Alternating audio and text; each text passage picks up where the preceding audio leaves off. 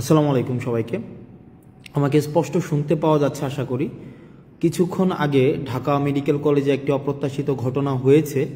আমরা শুনতে পেয়েছি যে ঢাকা মেডিকেল কলেজে যারা ডাক্তার রয়েছেন তাদের উপর একটা অতর্কিত হামলা হয়েছে। আমরা যখনই বিশ্ববিদ্যালয়ের শিক্ষার্থীরা এই খবরটি আমাদের কাছে এসেছে যে বিশ্ববিদ্যালয়ের একটা রোগী যারা ছিল তাদের মধ্য থেকে হয়তো কেউ অপ্রত্যাশিতভাবে মারা গিয়েছে, তখন একটা সংক্ষুব্ধ পক্ষ ডাক্তারদের উপরে অতর্কিত হামলা চালায়। একটা বিষয় আমি স্পষ্ট করতে চাই আপনাদের, আমাদের যে গণ অভ্যুত্থানের যে মূল স্পিরিট ছিল, আমাদের যে গণ অভ্যুত্থানের যে জায়গাটি ছিল, সেই জায়গাটি কিন্তু হচ্ছে ন্যায্যতার ভিত্তিতে সমাজ প্রতিষ্ঠিত হবে, একটি সিস্টেম ডেভেলপ করবে এবং এই সিস্টেমের মধ্য থেকেই হচ্ছে আমাদের সমাজ, রাষ্ট্র তথা আমাদের দেশ পরিচালিত হবে। এখন দেখেন আপনারা, যে আমরা দেখছি যে বিভিন্ন জায়গা থেকে যে এই ধরনের কাজগুলো করা হচ্ছে, যেমন আজকে ডাক্তারদের উপরে হচ্ছে অতর্কিত হামলা করা হলো। একটা রুগী মারা যাচ্ছে, তার পেশাদারি কার্যক্রম ডাক্তার যখন চালাচ্ছে, এখন রুগী যদি মারা যায়, এখন ডাক্তাররা কি আপনি যদি ফোর্স করেন যে আমার রুগীকে বাঁচাই দিতে হবে, এখনই বাঁচাই দিতে হবে, মানে বাঁচাই দিতেই হবে, মানে এটা তো প্রফেশনালিজমের মধ্যে পড়ে না ভাই। মানে এটা কেমনে সম্ভব যে আপনার ডাক্তারদের মতো করে কাজ করতে দেওয়া উচিত। আমি যদি তাকে ফোর্স করি, আমি দেখেছি আমরা বেশ অনেক দিন এই আন্দোলন পরবর্তী সময়ে, দীর্ঘ সময় আমরা হচ্ছে হসপিটালে ভিজিট করেছি। সেখানে দেখেছি যে ডাক্তাররা কি পরিমাণ নিরলসভাবে পেশাদারিত্বের সাথে তারা হচ্ছে কাজ করার চেষ্টা করে। এখন আমি যদি ডাক্তারদেরকে ফোর্স করি যে আমার একটা রুগী এখনই আপনাকে বাঁচাই দিতে হবে, এখনই তাকে সুস্থ করে তুলতে হবে, এখনই আপনাকে তাকে ওষুধটা দিতে হবে, এখনই কাটা ঘা শুকাই দিতে হবে, এটা তো সম্ভব না। মানে এটা তো সিস্টেম না ভাই, এটা তো প্রফেশনাল জায়গার মধ্যে তো এটা যায় না। প্রফেশনালি এটা এভাবে ডিল করে না। প্রফেশনাল জায়গা, ডাক্তারদের বিষয়টা ডাক্তাররা বুঝবে, শিক্ষকদের বিষয়টা শিক্ষকরা বুঝবে, ইঞ্জিনিয়ারের বিষয়টা ইঞ্জিনিয়ার বুঝবে, আমাদের যেই প্রফেশন সেই প্রফেশনের বিষয়টা তারা বুঝবে। এখন আমরা যদি তাদেরকে এভাবে ফোর্স করি, যেমন আজকে ডাক্তারদেরকে যেভাবে পিটানো হইলো, ডাক্তারদের তাদের কাছ থেকে যেভাবে বের করে দেওয়া হইলো, এটা কি একটা ইতিবাচক কোন ইমপ্রেশন ক্রিয়েট করছে আপনি বলেন? আমি যতই এখন বলি এটা ছাত্ররা করে নাই, আমরা করি নাই, এ করে নাই, সে করে নাই, আমরা পিলো পাসিং করলাম, ব্লেম গেম করলাম, এটা এর উপরে দোষ চাপাইলাম, তার উপরে দোষ চাপাইলাম, কিন্তু এটা তো নাগরিকের উপরে দায়টা বর্তায়। মানে এটা কিন্তু আমাদের উপরে দায়টা বর্তায়। দেখেন, আন্দোলনটা আমরা করেছিলাম, গণ অভ্যুত্থানটা আমরা করেছিলাম, সেক্ষেত্রে এই দেশটাকে সঠিকভাবে পরিচালনা করার যেই দায়িত্বটা, সেটাও কিন্তু আমাদের উপরে আছে। এখন আপনারা যদি ডাক্তারদের উপরে এইভাবে আক্রোশমূলকভাবে এভাবে চেপে বসেন, এভাবে ডাক্তাররা কিন্তু তাদের পেশাদারি আচরণ করতে পারবে না। মানে নেভার, কোনোভাবেই সম্ভব না ডাক্তাররা তাদের পেশাদারি আচরণ করতে পারবে। সেই জায়গা থেকে আমি যারা ডাক্তার রয়েছে তাদের কাছে, ঢাকা মেডিকেল সহ অন্যান্য মেডিকেলের যারা ডাক্তার আছে, আমি ব্যক্তিগতভাবে আমি খুবই লজ্জিত। এবং আমি আপনাদের উপরে আজকে যেই হামলাটা হয়েছে, সেটার আমি যারা আইনশৃঙ্খলা রক্ষাকারী বাহিনী রয়েছে, আমি তাদের প্রতি অনুরোধ জানাবো তারা যেন যথাযথ ব্যবস্থা নেয়, এবং আমরা আমাদের জায়গা থেকে সেটি নিয়ে কথা বলবো। আমরা নিশ্চিত করতে চাই যে ডাক্তাররা তাদের পেশাদারি জায়গায় তারা নিজেদের মতো করে তাদের যে প্রফেশনালিজম, সেই প্রফেশনালিজমটা প্র্যাকটিস করতে পারবে। হঠাৎ করে এসে আমি ডাক্তারকে সাজেস্ট কেন করব? ফর এক্সাম্পল, আমি পেশেন্ট, আমার ভাই পেশেন্ট, আমার বন্ধু পেশেন্ট, আমি তো তাকে সাজেস্ট করার প্রয়োজন নাই। তাকে তার মতো করে কাজটা করতে দেই। তাকে তার মতো করে কাজটা যদি আমি না করতে দেই, সেটা কিন্তু একটা প্রবলেমেটিক একটা সিচুয়েশন ক্রিয়েট করে ডাক্তারদের জন্য। এটা খুবই প্রবলেম। আমি যদি ডাক্তারকে প্রতিপক্ষ বানাই, শিক্ষককে প্রতিপক্ষ বানাই, ইঞ্জিনিয়ারকে প্রতিপক্ষ বানাই, আমি যদি এভাবে প্রতিপক্ষ শুধু বানাতেই থাকি, দিন শেষে আমি আসলে দেশটা কাদেরকে নিয়ে পরিচালনা করব? আমাদের জন্য দেখেন, এই ব্লেমগুলো কিন্তু আমাদের উপরে আসবে। এখন তৃতীয় পক্ষ, চতুর্থ পক্ষ, পঞ্চম পক্ষ, এই যে পক্ষ আমরা দোষ দিতে পারবো, এই পক্ষের উপরে দোষ দিতে পারবো, ওই পক্ষের উপরে দোষ দিতে পারবো, আমরা এভাবে করতে পারবো, কিন্তু আলটিমেটলি কিন্তু এটা সলিউশনে যাবে না। এই কারণে আমরা এই যে ব্লেম গেমিং না করে ডাক্তারদের কাজটা ডাক্তারদেরকে করতে দেই, শিক্ষকদের কাজটা শিক্ষকদের করতে দেই, প্রশাসনের কাজটা প্রশাসনকে করতে দেই, পুলিশের কাজটা পুলিশকে করতে দেই, রাজনীতিবিদদের কাজটা রাজনীতিবিদদের করতে দেই। আমরা সেটিই চেয়েছিলাম, কারণ আমরা দেখেছিলাম যে ফেসিস্ট সরকারের সময় সব কাজ হচ্ছে গণভবন থেকে নির্ধারিত হতো। ফেসিস্ট যে গভর্নমেন্টটা ছিল, এই গভর্নমেন্ট কী করেছিল, এই গভর্নমেন্টের সময় সব সময় গণভবন থেকে হচ্ছে তার কাজগুলো নির্ধারিত হতো। কিন্তু আমরা চেয়েছিলাম এভাবে না হোক, আমরা চেয়েছিলাম কি decentralisation of power. Decentralisation of পাওয়ারের মধ্য দিয়ে কি হবে, যার কাজটা সেই করতে পারবে। ডাক্তারদের কাজ ডাক্তাররা করবে, রাজনীতিবিদের কাজ রাজনীতি করবে, তারপরে হচ্ছে মিডিয়ার কাজ মিডিয়া করবে। কিন্তু আমরা দেখেছিলাম সেটা না হয়ে কি হয়ে গিয়েছিল, সবগুলো একসাথে ব্ল্যান্ডেড হয়ে গিয়েছিল। আর যখনই ব্ল্যান্ডেড হয়ে গিয়েছিল তখনই প্রবলেমটা হয়েছিল কি, ফেসিজমের উৎপত্তি হয়েছিল। তো সুতরাং আমি আপনাদের কাছে অনুরোধ করব, আপনাদের জায়গা থেকে অনুরোধ করব, বিভিন্ন জায়গাতে বিভিন্ন ডাক্তারদের উপরে, শিক্ষকদের উপরে এই ধরনের যে অপ্রত্যাশিতভাবে হামলাগুলো হচ্ছে সেগুলো নিন্দনীয়। এগুলো কোনোভাবেই কাম্য না।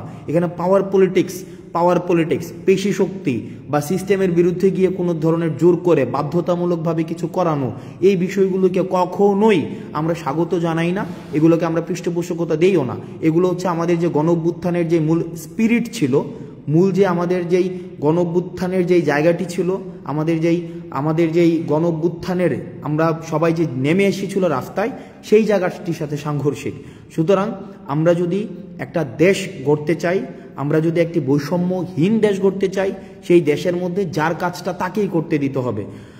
পরিশেষে ডাক্তারদের সাথে যে আজকে যে ঘটনাটি হয়েছে সেটিকে আমরা নিন্দা জানাচ্ছি এবং আমরা প্রত্যাশা করব এই ধরনের ঘটনার কখনোই পুনরাবৃত্তি হবে না।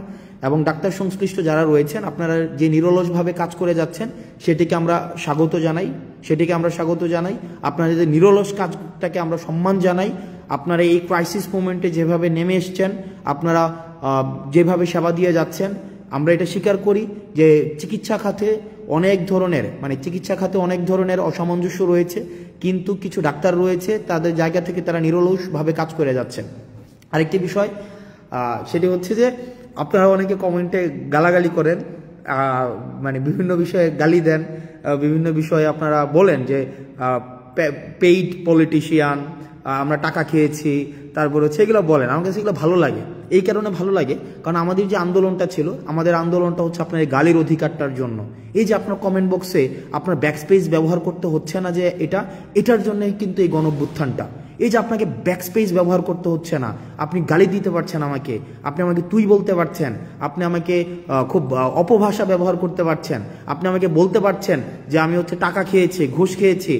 এই যে এটা বলতে পারছেন না, কুত্তার বাচ্চা বলছেন না আপনি, এই যে কুত্তার বাচ্চা, তুই তোর পরিবারের সবার কুত্তার বাচ্চা, আমি শেষ পর্যন্ত আপনার এটার জন্য আমি ফাইট করে যাব। অর্থাৎ আপনি যেন এটা বলতে পারেন, কারণ অতীতে আমরা এটাও বলতে পারতাম না।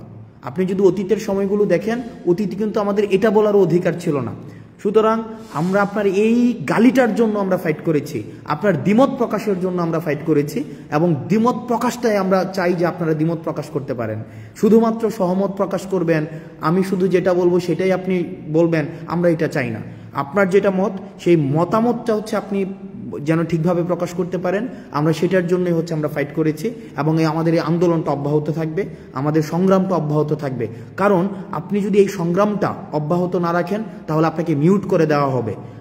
আপনি যে গালি দিচ্ছেন এখন স্বাধীনভাবে, আপনার মাথার মধ্যে কিন্তু এই চিন্তা নাই যে আপনাকে ডিজিটাল সিকিউরিটি অ্যাক্টে আপনাকে ধরে ফেলবে। এটার জন্যই ছিল আমাদের আন্দোলন। আপনি স্বাধীনভাবে গালি দেওয়ার স্বাধীনতা পেয়েছেন, আপনার স্বাধীনতার জন্য, এই গালি দেওয়ার জন্য আমরা হচ্ছে ফাইট করব, সংগ্রাম করব, যেন আপনি স্বাধীনভাবে গালিটা দিতে পারেন। আমাকে যেন আপনি বলতে পারেন আমি কুত্তার বাচ্চা, আমাকে যেন বলতে পারেন যে আমি হচ্ছে যে টাকা খেয়ে আন্দোলন করেছি, আমাকে যখন বলতে পারেন যে আমি ঘুষ খেয়েছি, আমাকে যেন বলতে পারেন আমি 10 কোটি টাকা খেয়েছি। এই যে আপনি 10 কোটি টাকা খেয়েছেন, আমাকে বলেন, আপনাকে কিন্তু কেউ এসে বলে না যে আপনাকে বাসা থেকে উঠাই নিয়ে আসবে। এটা কিন্তু আপনার, এই ভয়টা কিন্তু আপনার নাই, বা এই ভয়টা আমাদের নাই। এই যে ভয়টা নাই, এটার জন্যই হচ্ছে আমাদের এই যে সংগ্রামের সফলতা। আপনি যদি জিজ্ঞেস করেন এই সংগ্রামের সফলতা কি, এই সংগ্রামের সফলতা এইটাই যে আমাদের ব্যাকস্পেস ব্যবহার করতে হচ্ছে না, আমাদেরকে একটা কমেন্ট লেখার পূর্বে আমাদের ভাবতে হচ্ছে না, বা আমাকে কোনো বন্ধু ফোন দিয়ে আমাকে জিজ্ঞেস করে না যে দোস্ত তাড়াতাড়ি কমেন্টটা ডিলিট করে দে বা তাড়াতাড়ি পোস্টটা ডিলিট করে দে। এইটার জন্যই হচ্ছে আমাদের আন্দোলন, এবং আমি মনে করি এই জায়গায় হচ্ছে আমাদের সফলতা, যে আপনি অন্তত স্বাধীনভাবে গালি দিতে পারছেন, সবাইকে স্বাধীনভাবে গালি দিতে পারছেন। কিন্তু আমরা একটা জায়গায় স্পষ্ট করতে চাই, স্বৈরাচার ফেসিস্ট হাসিনা আমাদেরকে বিভিন্নভাবে দমন করার চেষ্টা করেছে, আমাদেরকে বিভিন্নভাবে আমাদেরকে ব্লেম দিয়েছে, ট্যাগ দিয়েছে, আমাদের অর্থ লোপাটের আমাদের অভিযোগ এনেছে, কিন্তু কিচ্ছু করতে পারেনি। কারণ আমাদের নৈতিক যেই শক্তিটা, মানে নৈতিক যে শক্তিটা, এই নৈতিক শক্তি হচ্ছে আমাদের সততা। আমরা সৎ ছিলাম আমাদের জায়গা থেকে। কোনো ধরনের আজকে পর্যন্ত, এখন পর্যন্ত আমি যখন আপনার সাথে কথা বলছি, এখন পর্যন্ত আমাদের কোনো ধরনের যেই আপনার লিগ্যাল কোনো এলিগেশনস আজকে পর্যন্ত প্রমাণ করতে পারিনি। তো সুতরাং আমরা আমাদের যতক্ষণ পর্যন্ত আমাদের নৈতিকতার জায়গাটা স্পষ্ট থাকবে, স্বচ্ছ থাকবে, ততদিন পর্যন্ত এই সংগ্রামটা চলবে। আপনাদের অনেকে বলেছেন যে 10 কোটি টাকা আমরা খেয়েছি, 10 কোটি 20 কোটি 30 কোটি লাক্সারিয়াস গাড়িতে চলাফেরা করি। ব্যক্তি আসনাদ আবদুল্লাহ, ব্যক্তি সার্জিস আলম, নাহিদ আসিফকে যারা আগে থেকেই চিনেন, আমাদের যে বিষয়টা এই যে লাইভ বন্ধ করেন সমস্যা হবে, এই কমেন্ট এখন আর করতে হয় না। যে ফেসবুক পোস্ট ডিলিট করেন সমস্যা হবে, বা কমেন্ট ডিলিট করেন সমস্যা হবে, এই যে কমেন্ট ডিলিট করেন সমস্যা হবে, লাইভ বন্ধ করেন সমস্যা হবে, এই যে কাজটা করতে হচ্ছে না, এটাই আমাদের সফলতা। এই যে আজকে মানে আমি বিশ্বাস করেন, আপনারা যখন কমেন্টে গালি দেন, আমি মনে করি যে না ফাইন, এটার জন্য আমরা ফাইটটা করেছি, যে আমরা অ্যাটলিস্ট স্বাধীনভাবে আমরা গালি দিতে পারি, অ্যাটলিস্ট স্বাধীনভাবে আমার মত প্রকাশ করতে পারি। কেউ এসে আমাকে ফোন করে বলছে না যে কমেন্টটা ডিলিট করে দাও যে তোমার সমস্যা হবে, বা পোস্টটা ডিলিট করে দাও তোমার সমস্যা হবে, বা লাইভটা বন্ধ করে দাও তোমার সমস্যা হবে, বা লেখাটাকে মুছে ফেলো তোমার সমস্যা হবে। এটার জন্যই মূলত হচ্ছে আমরা আন্দোলনটি করেছিলাম। এখন এই আন্দোলনের সংগ্রামের এই স্পিরিটটি যদি ধরে রাখতে চাই, তাহলে আপনাদের মাথায় রাখতে হবে, চাঁদাবাজদের বিরুদ্ধে দাঁড়াতে হবে, অন্যায়ের বিরুদ্ধে দাঁড়াতে হবে, যারা পেশাদার তাদের কাজটা তাদেরকে করতে দিতে হবে, যারা লেখক তাদেরকে লিখতে দিতে হবে, যারা মিডিয়া কর্মী তাদেরকে স্বাধীনতা দিতে হবে, যারা চিকিৎসক তাদের চিকিৎসা করার স্বাধীনতা তাদের মতো করে দিতে হবে, যারা ইঞ্জিনিয়ার তাদের কাজটা তাদের মতো করতে দিতে হবে, যারা শিক্ষকদের কাজটা শিক্ষকদের মতো করতে দিতে হবে। সেখানে যদি আমরা হস্তক্ষেপ করি, তাহলেই কিন্তু সেটা স্বাধীনতা পরিপন্থী, তাহলেই কিন্তু এটা সংগ্রাম পরিপন্থী। আমরা ঠিক যে আমরা মত প্রকাশের স্বাধীনতার জন্য আন্দোলন করেছি, দ্বিমত প্রকাশের স্বাধীনতার জন্য আন্দোলন করেছি, আমরা প্রত্যেকটা মানুষের তার কাজ যেটা সেটা স্বাধীনতার জন্য আন্দোলন করেছি। এই আন্দোলনের স্পিরিটটা যেন নষ্ট করতে না পারে আমাদের বিভিন্ন উপলক্ষ তৈরি করার মধ্য দিয়ে, সেটির জন্য আমাদের সব সময় সচেতন থাকতে হবে, সব সময় সচেতন থাকতে হবে। কারণ মনে রাখতে হবে যে আমাদের যে অর্জনটি হয়েছে, এই অর্জনটি হচ্ছে প্রাথমিক অর্জন। এই অর্জনের ধারাবাহিকতাটি যদি আমরা রক্ষা করতে চাই, এই ধারাবাহিকতা রক্ষা করার জন্য আমাদের লড়াইটি সেটি হচ্ছে চলমান, এবং আমাদের লড়াইটিকে অব্যাহত রাখতে হবে। আমরা আমাদের জায়গা থেকে সামাজিকভাবে যেই প্রবলেমগুলা অ্যারাইজ করেছে, আমাদের এখন সোশ্যাল কিছু প্রবলেম অ্যারাইজ করেছে, চাঁদাবাজি বেড়ে গিয়েছে, বিভিন্ন জায়গায় হচ্ছে পদত্যাগ করানো হচ্ছে, বিভিন্ন জায়গায় দেখছি আমরা সিস্টেমের বাইরে গিয়ে বাধ্য করা হচ্ছে বিভিন্ন পদত্যাগ করানোর জন্য। এইসব বিরুদ্ধে আমাদের কথা বলতে হবে, সামাজিকভাবে কথা বলতে হবে। এখানে এমন না যে এটা নেতা নির্ভর, একজন নেতাই কথা বলবে, প্রত্যেকের জন্য ওপেন ফ্লোর। তবে দয়া করে কেউ হচ্ছে কোনো ধরনের বিশেষ সুবিধা আদায় করার জন্য, কোনো ব্যক্তি সুবিধা আদায় করার জন্য নিজের এই পরিচয়টাকে আপনারা হচ্ছে বাজে কাজে ব্যবহার করবেন না। সবাই ভালো থাকবেন, সুস্থ থাকবেন, এবং হচ্ছে এই যে গালি দিচ্ছেন আপনারা বিভিন্ন জায়গায়, এই গালি অব্যাহত থাকুক। কারণ এই গালিটাই নিশ্চিত করে যে আমাদের প্রাথমিক অর্জনটি আমাদের হয়েছে, আন্দোলনের যে প্রাথমিক যে অর্জন সেটি হয়েছে এই গালি নিশ্চিত করে। কারণ আপনি গালি দিতে পারছেন এই আন্দোলনের কারণে, দ্বিমত প্রকাশ করতে পারছেন আন্দোলনের কারণে। আজকে আপনি ব্যাকস্পেস ব্যবহার করতে হচ্ছে না আন্দোলনের কারণে, কমেন্ট ডিলিট করতে হচ্ছে না আন্দোলনের কারণে, আপনি যা ইচ্ছা তা পোস্ট করতে পারছেন আন্দোলনের কারণে, আপনি লিখতে পারছেন আন্দোলনের কারণে, আপনি বলতে পারছেন আন্দোলনের কারণে, আপনি প্রশ্ন করতে পারছেন আন্দোলনের কারণে, আমাদেরকে জবাবদিহিতার মধ্যে রাখতে পারছেন তাও আন্দোলনের কারণে। সুতরাং আন্দোলনটি আমি যতই বলি না কেন, বিভিন্নভাবে বিতর্কিত করার চেষ্টা করা হোক না কেন, আমাদের প্রাথমিক সফল আমরা হয়েছি, তবে সেটির ধারাবাহিকতা অব্যাহত রাখতে হবে। সালামু আলাইকুম।